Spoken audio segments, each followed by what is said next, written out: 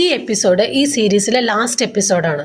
കഴിഞ്ഞ എപ്പിസോഡിൽ നമ്മൾ കണ്ടതാണ് മായ ഷെയ്നോട് പറയുന്നുണ്ട് ജോയെ കൊന്നത് ഞാനാണ്, കാരണം ജോയാണ് എൻ്റെ സിസ്റ്ററെ കൊന്നത്. അത് കഴിഞ്ഞ് 4 മാസങ്ങൾക്ക് മുമ്പുള്ള കാര്യം കാണിക്കുകയാണ്.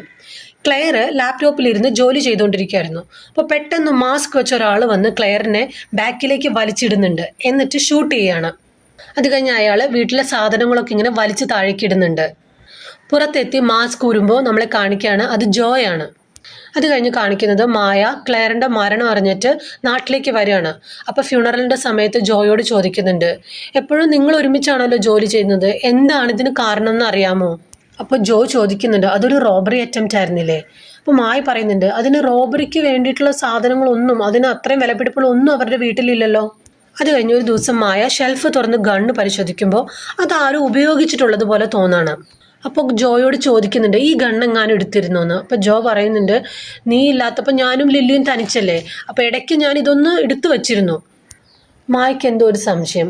അതുകൊണ്ടാണ് മായ ഷെയ്ൻ്റെ അടുത്ത് ആ ബുള്ളറ്റ്, ക്ലെയറിനെ കൊന്ന ബുള്ളറ്റ് ഒന്ന് ടെസ്റ്റ് ചെയ്യാൻ പറഞ്ഞത്.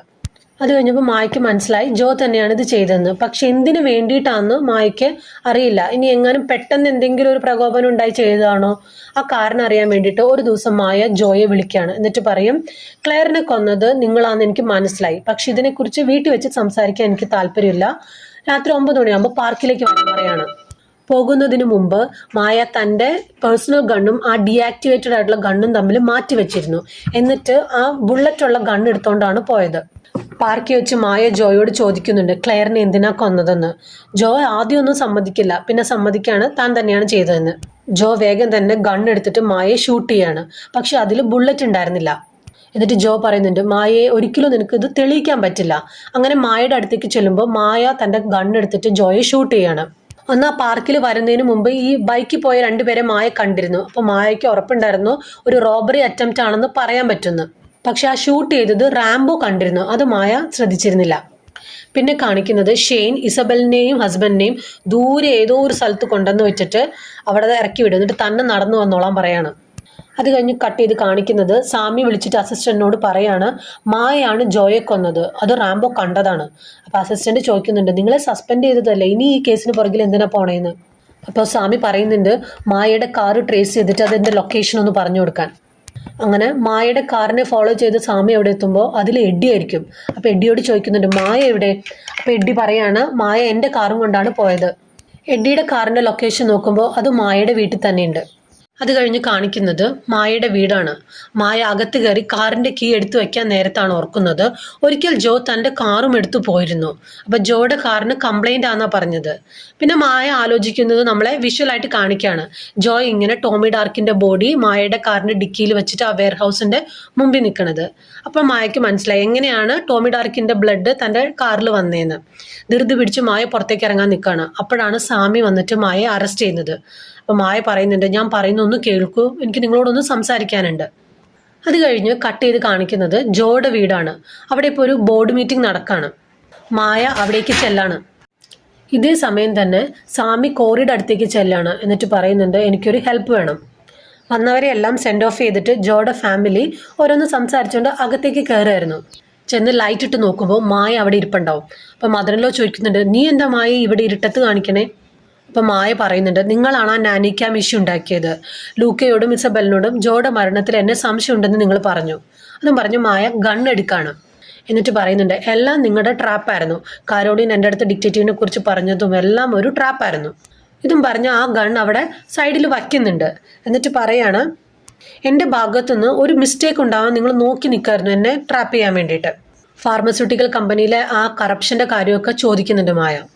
മായ പറയുന്നുണ്ട്, ജോയാണ് ക്ലെയറിനെ കൊന്നത്. ക്ലെയറിനെ മാത്രമോ, എന്തോരം കൊലപാതകങ്ങളാണ് ചെയ്തത് ടോമി ഡാർക്കിനെ. അത് മാത്രമല്ല സ്വന്തം ബ്രദർ ആൻഡ്രൂവിനെയും. ഇത് കേൾക്കുമ്പോൾ നീലും കരോളിനൊക്കെ ഞെട്ടാണ്. പക്ഷെ ജൂഡിത്ത് പറയുന്നുണ്ട് അതൊരു ആക്സിഡന്റ് ആയിരുന്നു. അപ്പം മായ പറയണ, അല്ല, എന്നോട് ക്രിസ്റ്റഫർ പറഞ്ഞതാണ്. അങ്ങനെ 1-2 പറഞ്ഞ് മായയും മദറിലോയും തമ്മിൽ അവിടെ വഴക്ക് നടക്കാണ്.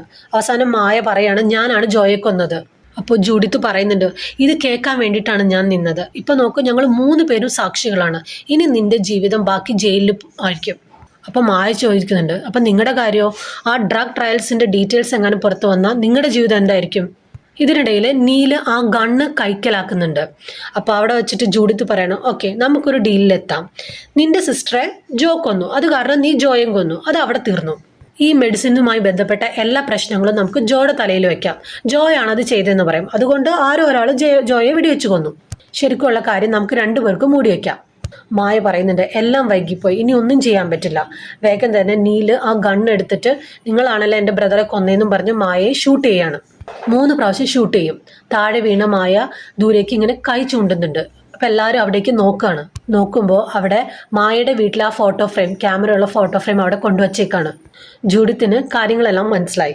ഇതേ സമയം തന്നെ കോറി ആ ക്യാമറ ഹാക്ക് ചെയ്തിട്ട് അവിടെ നടക്കുന്ന കാര്യങ്ങളെല്ലാം ഓൺലൈനിൽ ലൈവായിട്ട് പോസ്റ്റ് ചെയ്തുകൊണ്ടിരിക്കുകയാണ്. സാമിയും കോറിയും മായ മരിച്ചത് കണ്ട് ആകെ ഷോക്ക് ആവുകയാണ്. കാരണം ഇത് അവരെ എക്സ്പെക്ട് ചെയ്തിരുന്നില്ല. അപ്പം സാമി പറയുന്നുണ്ട്, ഒരിക്കലും ഞാൻ അവളെ തന്നെ അവിടേക്ക് വിടരുതായിരുന്നു. അപ്പോൾ കോറി പറയുന്നുണ്ട്, ഇതൊക്കെ പറഞ്ഞിട്ട് ഇനി കാര്യമില്ല, ഇതെല്ലാം മായ പ്ലാൻ ചെയ്തതാണ്. അതുകൊണ്ടാണ് മനഃപൂർവ്വം ആ തോക്ക് അവർക്ക് എടുക്കാൻ പാകത്തിന് തന്നെ അവിടെ വെച്ചത്. ഈ ന്യൂസ് ഇങ്ങനെ ഓൺലൈനിൽ വന്നത് കാരണം അത് ഭയങ്കര വലിയ ഇഷ്യൂ ആവും. അങ്ങനെ 3 പേരെയും, ജൂഡിത്തിനെയും നീലിനെയും കരോളിനെയും പോലീസ് അറസ്റ്റ് ചെയ്യാണ്. അത് കഴിഞ്ഞ് 18 വർഷങ്ങൾക്ക് ശേഷമാണ് പിന്നെ കാണിക്കുന്നത്. സാമി ഒരു ഹോസ്പിറ്റലിലേക്ക് ഒരു ഗിഫ്റ്റൊക്കെ പിടിച്ച് ആരെയോ കാണാൻ ചെല്ലാണ്. സാമി ഇപ്പോൾ പഴയതുപോലെയൊന്നുമല്ല, ആൾ നല്ല സ്മാർട്ടായിട്ടുണ്ട്. പണ്ടത്തെ ഹെൽത്ത് ഇഷ്യൂസ് ഒന്നും ആൾക്കിപ്പോൾ ഇല്ല. അവിടെ ചെല്ലുമ്പോൾ എഡ്ഡിയെ കാണാണ്.